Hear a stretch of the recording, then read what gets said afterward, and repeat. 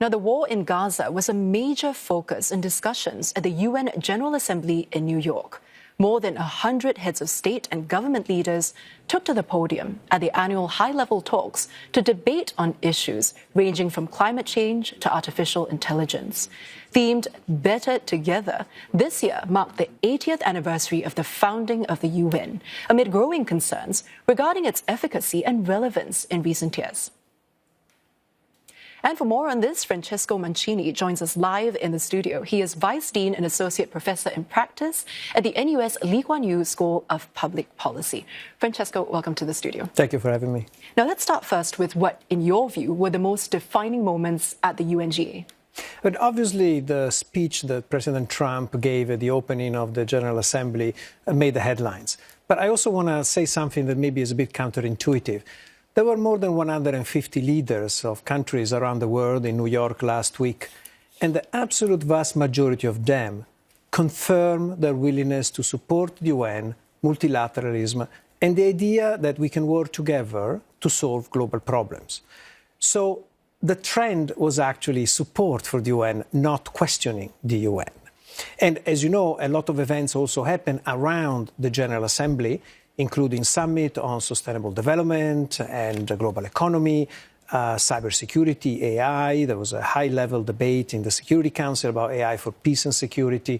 And then, of course, the international conference on the two-state solution. So these are important opportunities that allowed countries to come together and to talk about these issues. Yeah, what would you say are some of the biggest wins this time around? You did mention a few broad issues, but in this case, what proposals or discussions when it comes to UN reform that could potentially gain traction right after this meeting? What's come up for you? So it seems there is a broader consensus around the need for a UN reform. This is nothing new. Of course, member states has been pushing on this issue.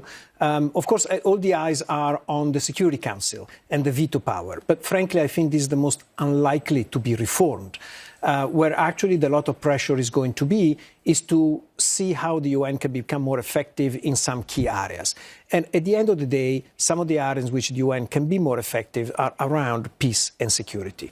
And here I think we need also to put the attention on the role of the Secretary General of the United Nations. So it's not just the Security Council. The General Assembly can also help the Secretary General to have a bigger role in some conflicts. You see, the Secretary General needs to be seen to do things, not just to do things, but he needs visibility. And I would argue it's hard for him to work on conflict where there are interests of the big powers. But there are also many conflicts where there are less interest. For example, Sudan, South Sudan, Haiti. These are all places where the UN used to play a role, and I think more can and should be done. So more focus can be put on these other conflicts as well, right, in this case. So speaking of leaders of the UN, Trump definitely has lashed out at both the UN and, of course, the leaders as well. In this case, will the US pulling back from their involvement in these global institutions and bodies impact multilateralism in quite an important way? Would it strengthen or weaken multilateralism in your view? No, it does impact, of course, for a country like the United States, which is the anchor around which global order and UN itself has been rotating, right, for the past decades. Of course, it's a big shock. And I think we need to admit that there is a power vacuum right now. But countries are not all aligned around this idea that multilateralism is over. Actually, they're all trying their own initiatives. If you look at big powers like China, they are committing to multilateralism. They're actually launching their own initiatives. If you look at middle power like India, Brazil, South Africa, they're all also with the BRICS and other initiatives trying to work together.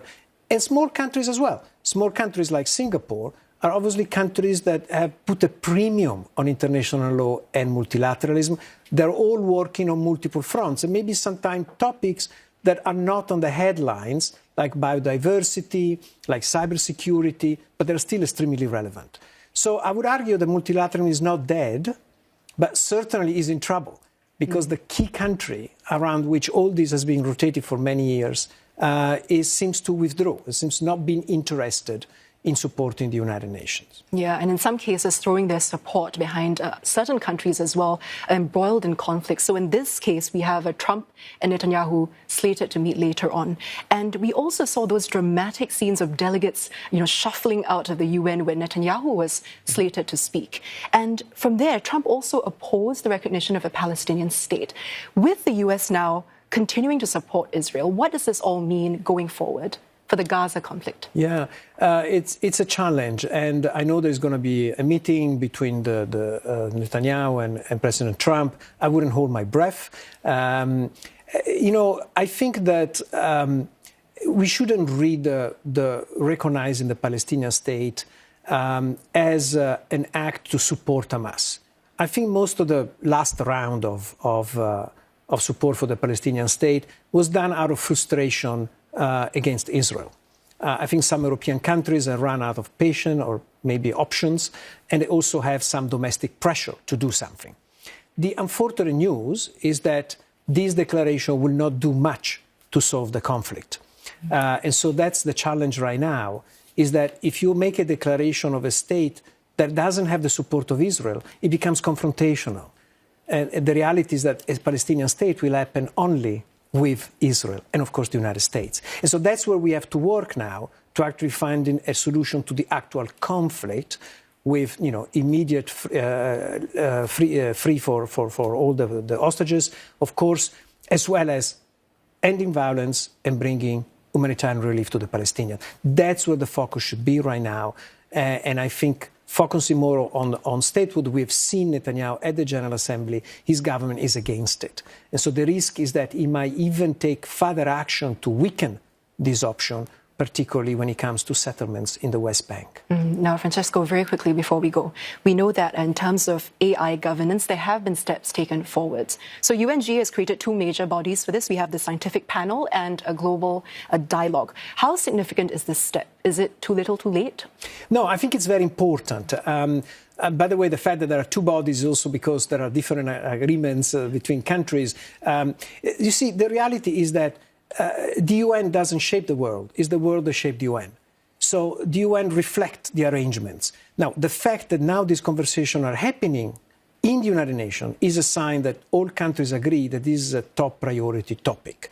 And the fact that last week there was a high-level debate about AI in peace and security inside the Security Council, it's obviously a sign that all countries recognize that we need a degree of AI governance. Not going to be easy, but what I would argue that the value of the UN in this case is actually talking about this issue in a global level. Right. Francesco, thank you so much for sharing your insights with us. I've been speaking with Francesco Mancini, who is Vice Dean and Associate Professor in Practice at the NUS Lee Kuan Yew School of Public Policy.